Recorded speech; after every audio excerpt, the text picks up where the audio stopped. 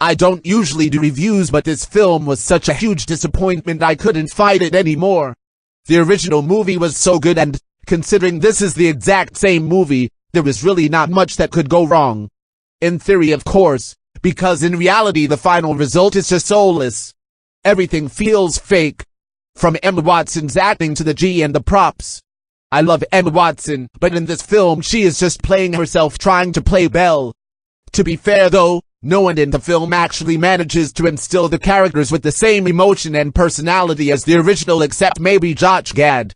Luke Evans is very good, but his character is written as a villain from the start, while in the original he evolves from slightly annoying to evil. Which brings me to my next point, the awful writing. The film treats the audience like we are stupid and needs to explain everything verbally instead of just letting things show through the action. The characters are one-dimensional and don't change as the story unfolds. Gaston is the villain. The Beast is just a misunderstood soul from the beginning, despite the prologue telling us otherwise. Even his bad temper is watered down.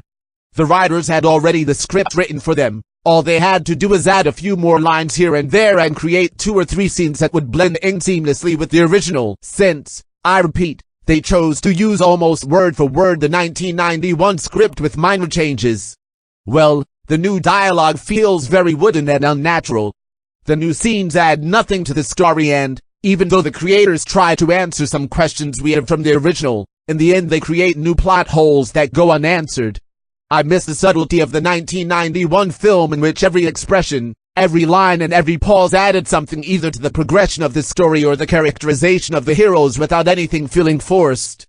I keep mentioning the original a lot, but that is because this movie has nothing new to offer really, so I can't fully separate it from the 1991 one.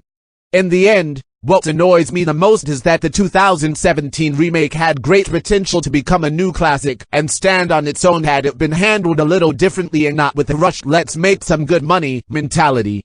There are very few good things about this movie, one of which is the music, which is simply magical and manages to convey all the emotions the actors can't. Then there is the ending, after the transformation, where there is a more realistic touch as the villagers remember their friends' relatives that work at the castle and are finally reunited. Overall, despite the enormous hype, the movie just makes the original stand out even more as a timeless film that won't be surpassed by another adaptation anytime soon. As a fan of the original Disney film, personally I feel it's their masterpiece. I was taken aback to the fact that a new version was in the making. Still excited, I had high hopes for the film. Most of was shattered in the first 10 minutes. Campy acting with badly performed singing starts off a long journey holding hands with some of the worst Hollywood have managed to put to screen in ages. A film that is over 50% C should focus on making that part believable, and fortunately for this film, it's far from that. It looks like the original film was ripped apart frame by frame, and the beautiful hand-painted drawings have been replaced with digital caricatures. Besides that is bad, it's mostly creepy. As the little teacup boy will give me nightmares for several nights to come. Emma Watson plays the same character as she always does, with very little acting effort and very little conviction as Belle. Although I can see why she was cast in the film based on merits, she is far from the right choice for the role. Dan Stevens is alright under as some motion-captured dead-eyed beast, but his performance feels flat as well. Luke Evans makes for a great pompous Gaston, but a character that has little depth doesn't really make for a great viewing experience. Josh Gad is a great comic relief just like the original movie's LeFou. Other than that, none of the cast stands out enough for me to remember them. Human or Kai creature. I was just bored throughout the whole experience. And for a project costing $160 million, I can see why the PR department is pushing it so hard, because they really need to get some cash back on this pile of wet stinky G-fur. All in all, I might be biased from really loving Disney's first adaptation. That for me marks the high point of all their work, perfectly combining the skills of their animators along with some G in a majestic blend. This film, however, is more like the bucket you wash off your paintbrush in. It has all the same colors, but muddled with water and too thin to make a captivating story from. The film is quite frankly not worth your time. You would be better off watching the original one more time.